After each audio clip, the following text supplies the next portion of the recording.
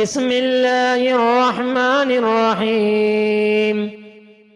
يسبح لله ما في السماوات وما في الأرض الملك القدوس العزيز الحكيم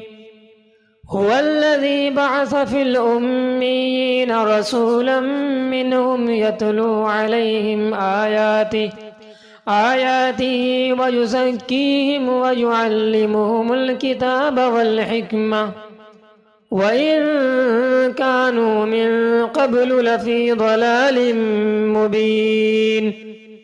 وآخرين منهم لما يلحقوا بهم وهو العزيز الحكيم ذلك فضل الله يؤتيه من يشاء والله ذو الفضل العظيم مثل الذين حملوا التوراة ثم لم يحملوها